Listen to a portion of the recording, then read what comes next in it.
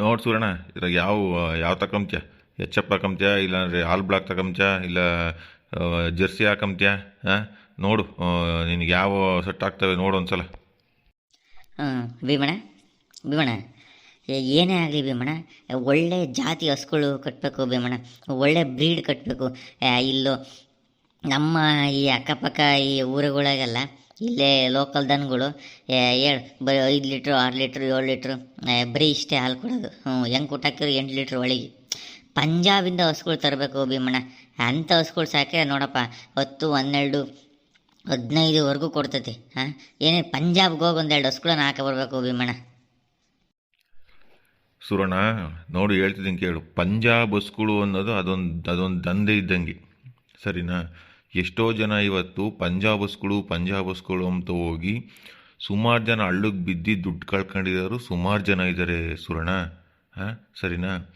ನಾವು ಯಾವತ್ತೇ ಆಗಲಿ ನಮ್ಮ ಸ್ಕೂಲ್ನ ಡೆವಲಪ್ಮೆಂಟ್ ಮಾಡ್ಕೋಬೇಕೆ ಬಿಟ್ಟರೆ ಪಂಜಾಬಿಂದ ಸ್ಕೂಲ್ನ ತಂದು ಡೆವಲಪ್ ಮಾಡಿದರೆ ಇಲ್ಲಿ ಸೆಟ್ ಆಗೋದು ತುಂಬ ಕಷ್ಟ. ಆಗಲ್ಲ ಭೀಮಣ್ಣ. ಹಾಸನದ ಕಡೆಗೆಲ್ಲ ದಂಡೆಗೆ ಲೋಡು ಪಂಜಾಬ್ ಬಸ್ಗಳೆಲ್ಲ ಇಳಿಸ್ತಾರೆ. ರೈತರುಗಳೆಲ್ಲ ಸುಮಾರು ಜನ ತಗೊಂಡೋಗ್ತಾರೆ, ವೀಡಿಯೋಸ್ಗಳೆಲ್ಲ ಮಾಡಿಕ್ತಾರೆ.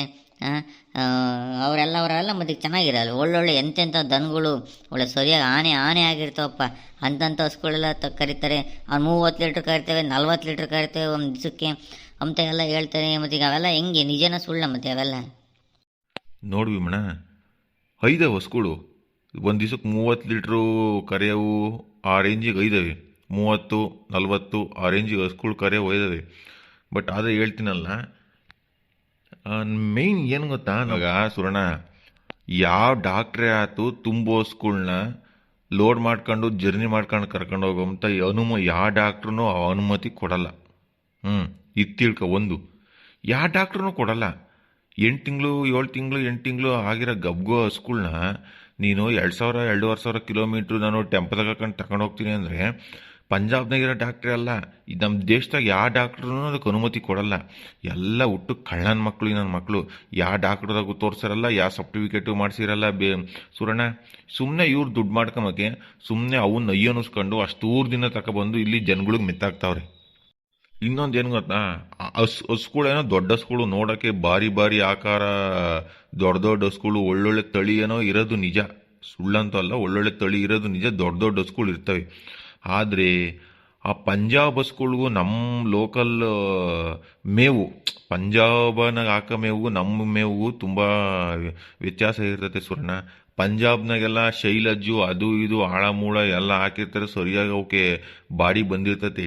ನಮ್ಮ ರೈತರುಗಳು ತಗೊಬರ್ತಾರೆ ಸೂಪರ್ ನೇಪಿಯರು, ಮಾಮ ಇಂಡಿ, ಚಕ್ಕೆ, ರವೆ ಬೂಸ, ರಾಯಿ ಕಡ್ಡಿ ಇವನ್ ಕೊಡ್ತಾರೆ. ನಮ್ಮದು ರೆಗ್ಯುಲರ್, ನಮ್ಮದು ಪ್ರತಿನಿತ್ಯ ಬಳಸೋ ಮೇವನ್ನ ಇವನ್ನ ಕೊಡ್ತಾರೆ. ಹಂಗೆ ಕೊಟ್ಟಾಗ ಏನಾಗುತ್ತೆ, ಅವಕ್ಕೆ ಊಟದಾಗೆ ವ್ಯತ್ಯಾಸ ಆಗ್ತತಿ.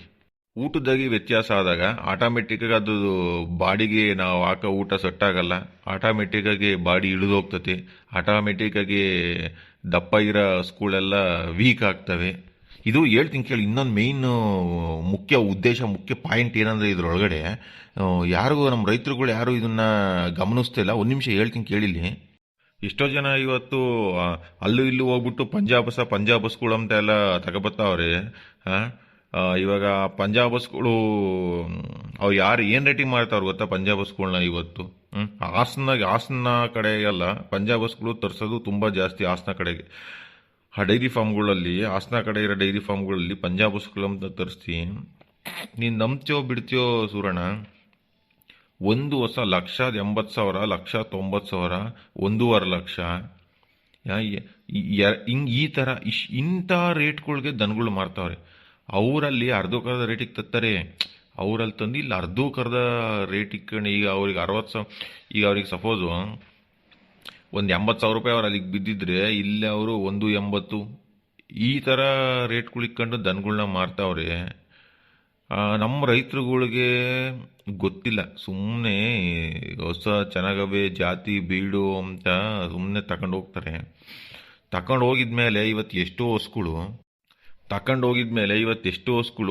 ಅಲ್ಲಿಂದ ಜರ್ನಿ ಮಾಡ್ಕೊಂಡು ಬಂದು ನಮ್ಮ ರೈತರುಗಳು ತಗೊಂಡೋಗಿದ್ದು ಒಂದು 2-3 ದಿನದಕ್ಕೆ pre matured pre matured delivery ಆಗ್ಬಿಟ್ಟು ಅಂದರೆ ಟೈಮ್ ಇರೋದಕ್ಕಿಂತ ಮುಂಚೆನೇ ಡೆಲಿವರಿ ಆಗ್ಬಿಟ್ಟು ಸುಮಾರು ಕರ ಸತ್ತೋಗಿವೆ.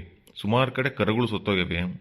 ಆ ಕರುಗಳು ಸತ್ತೋದಾದ್ಮೇಲೆ ಅವ್ರು ಏನು ಹೇಳ್ತಾರೋ ನಮಗೆ 25 ಲೀಟ್ರು 30 ಲೀಟ್ರು ಒಂದು ದಿವಸಕ್ಕೆ ಹಾಲು ಬರುತ್ತೆ ಅಂತ ಏನು ಹೇಳಿ ಕೊಟ್ಟಿರ್ತಾರೋ ಆ ಹಾಲಂತೂ ಖಂಡಿತ ಬರಲ್ಲ.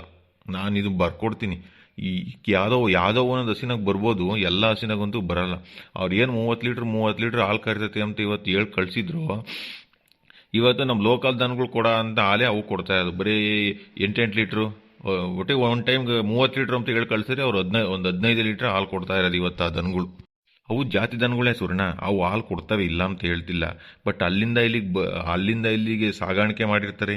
ಒಂದು ಕುಳ್ಕಿ 10 ಇತ್ತು, ಕುಳ್ಕಿ ಕರಸೋತೋಗಿರ್ತತೆ. ಎಳ್ಳು ಅವಕ್ಕೆ ವ್ಯಾಕ್ಸಿನೇಷನ್ ಅವೆಲ್ಲ ಹಾಕಿರ್ತಾರೋ ಇಲ್ಲೋ ನಮಗಂತೂ ಗೊತ್ತಿಲ್ಲ. ಎಷ್ಟೋ ಜನ ಪಂಜಾಬಿಂದ ಹಸ್ಗಳಿಗೆ ಇಲ್ಲಿಗೆ ಬಂದಿದ ಮೇಲೆ ಥೈರಾಯ್ಡ್ ಎಂಬ ಕಾಯಿಲೆ ತುಂಬ, ಪಂಜಾಬಿಂದ ಬರೋ ಹಸ್ಗಳಿಗೆ ಥೈರಾಯ್ಡ್ ಕಾಯಿಲೆ ಸಮಸ್ಯೆ ಜಾಸ್ತಿ ಇದೆ. ಸುಮಾರು ಜನ ಹಾಸನಕ್ಕೆ ಹೋಗಿ ಡೈರಿ ಫಾರ್ಮ್ನಾಗ ಹೊಸ ತಕ ಬಂದಿರೋರು ಸುಮಾರು ಜನ ಇವತ್ತು ಥೈರಾಯ್ಡ್ ಬಂದು ಸುಮಾರು ಜನ ಹಸ್ಗಳನ್ನ ಕಳ್ಕೊಂಡವ್ರೆ.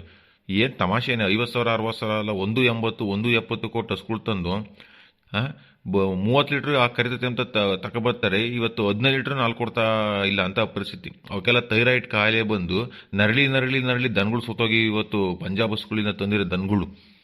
ಮತ್ತೀಗ ಮತ್ತೆ ಪಂಜಾಬ್ ಹಸ್ಗಳು ಒಳ್ಳೆ ಹಾಲು ಕರಿತವೆ. ಬ್ರೀಡು ಜಾತಿ ಬ್ರೀಡು ಅಂತಾರಲ್ಲಿ ಭೀಮಣ್ಣ. ಮತ್ತೀಗ ನಮ್ಮವ ಯಾಕೆ ಅಷ್ಟೊಂದು ಹಾಲು ಕರೆಯಲ್ಲ? ಬರೀ ನಮ್ದ್ರಾಗ 8 ಲೀಟ್ರ್ 9 ಲೀಟ್ರ್ ಅಷ್ಟೇ ಹಾಲು ಕರೆಯೋದು. ಅಲ್ಲಿಂದ ಬಂದವ ಯಾಕೆ ಅಷ್ಟಿಷ್ಟೊಂದು ಜಾಸ್ತಿ ಹಾಲು ಕರಿತಾವ? ಮತ್ತೀಗ ಅದೇ ಸೂರಣ್ಣ ಹೇಳ್ತಾ ಇದ್ದೀನಿ ಕೇಳಿ. ದಯವಿಟ್ಟು ನಾನು ಹೇಳಿದ್ರೆ ಪಂಜಾಬಿಂದ ಹಸ್ಗಳು ಯಾವ ತಗೊಬರ್ಬೇಡ್ರಿ. ಇಲ್ಲೇ ನಮ್ಮ ಲೋಕಲ್ಲಾಗೆ ಇರೋದ್ರಲ್ಲಿ ಒಳ್ಳೆ ಬ್ರೀಡ್ ತಗೊಬರ್ರಿ. ನೀವೇ ಬ್ರೀಡ್ ಡೆವಲಪ್ ಮಾಡ್ಕೊಳ್ರಿ. ಸೆಮೆನ್ಗಳು ಒಳ್ಳೊಳ್ಳೆ ಸೆಮೆನ್ ಹಾಕಿಸ್ಕೊಳ್ರಿ. ಅದೇ ರೈತರಿಗೆ ಹೇಳೋದು. ಕರುಗಳನ್ನ ಉಳಿಸ್ಕೊಳ್ರಿ, ಕರುಗಳನ್ನ ಚೆನ್ನಾಗಿ ಸಾಕ್ರಿ. ಈಗ ಅದೇ ನಾನು ಹೇಳ್ತಿದ್ದೇನೆಂದ್ರೆ, ದೇವರ ನೀವು ಪಂಜಾಬಿಂದ ಹಸ ತಂದಿರೋರನ್ನ ನೀವೊಂದ್ಸಲ ಯಾರನ್ನ ತಂದಿರೋರನ್ನ ಕೇಳಿ ನೋಡ್ರಿ. ಅವರು ಹೇಳಿರೋ ಹಾಲು ಬತ್ತೈತೆ ಒಂದು ತಿಳ್ಕೊಳ್ರಿ. ನೀವು ಹೊಸ ತಂದಾಗ ಹೆಂಗಿತ್ತು, ನೀವು ಹೊಸ ಹಿಡ್ಕೊಬರ್ಬೇಕಾಗ ಹೆಂಗಿತ್ತು, ನೀವು ತಂದಿದ ಮೇಲೆ ನೀವು ಒಂದು 2 ತಿಂಗಳು 3 ತಿಂಗಳು ಮೇಂಟೈನ್ ಮಾಡಿ ನಿಮ್ಮ ಹತ್ರ ಎಷ್ಟು ವೀಕ್ ಆಗೈತಿ ಹೊಸ ಅಂತ ಅದನ್ನು ಸ್ವಲ್ಪ ನೋಡ್ರಿ. ಇವತ್ತು ಹಾಸನದಾಗೆ ಎಷ್ಟೋ ಕೇಸ್ಗಳು ಆಗ್ಯಾವ. ಇವತ್ತು ಎಷ್ಟೋ ಕಂಪ್ಲೇಂಟ್ ಬಂದೇವೆ. ಡೈರಿ ಫಾರ್ಮಿಂದ ಹಸುಗಳು ತಗೊಂಡು 2-3 ಹಸುಗಳು ತಗೊಂಡು ಹಸುಗಳು ಥೈರಾಯ್ಡ್ ಕಾಯಿಲೆ ಬಂದು ಸತ್ತೋಗಿರೋವು, ಡೆಲಿವರಿ ಆಗಿದ ತಕ್ಷಣ ಕರುಗಳು ಸತ್ತೋಗಿರೋವು. ಇಂಥ ಕೇಸ್ಗಳು ಎಷ್ಟೋ ಇವತ್ತು ಹಾಸನದ ಇವತ್ತು ಕಂಪ್ಲೇಂಟ್ಗಳು ಆಗ್ಯಾವೆ. ಅದಕ್ಕೆ ಸದ್ಯದಲ್ಲೇ ಆ್ಯಕ್ಷನ್ ತಗೊಂತಾರೆ. ಸೊ ಅದಕ್ಕೆ ಹೇಳ್ತಾ ಇದ್ದೀನಿ, ಪ್ರಾಣಿ ಹಿಂಸೆ ಮಾಡೋಕ್ಕೆ ಹೋಗ್ಬಾರ್ದು. ಈಗ ಅಲ್ಲಿಂದ ತಗೊಬಂದು ಈಗ ನಮ್ಮ ಮನೇಲಿ ಯಾರಾನ ಒಂದು ಪ್ರೆಗ್ನೆಂಟ್ ಇದೆ, ನಾವು 20-30 ಕಿಲೋಮೀಟ್ರ್ ನಾವು ಜರ್ನಿ ಮಾಡಬೇಕು ಅಂದರೆ ಯೋಚನೆ ಮಾಡ್ತೀವಿ. ಅಂಥದನ್ನ 2,500 ರೂಪಾಯಿ ಕಿಲೋಮೀಟ್ರ್ ಇರೋದನ್ನ ಪ್ರೆಗ್ನೆಂಟ್ ಹಸ್ಗಳನ್ನ ತಗೊಬರೋದು ಹೆಂಗೆ ಹೇಳು? ಇದೆಲ್ಲ ವ್ಯಾಪಾರ ಒಂಥರ ಹೆಂಗೆ ಗೊತ್ತಾ, ಕಡಿಮೆ ಟೈಮ್ನಾಗೆ ಜಾಸ್ತಿ ದುಡ್ಡು ಮಾಡಬೇಕು ಎಂಬುದು ಇದೊಂದು ವ್ಯಾಪಾರ.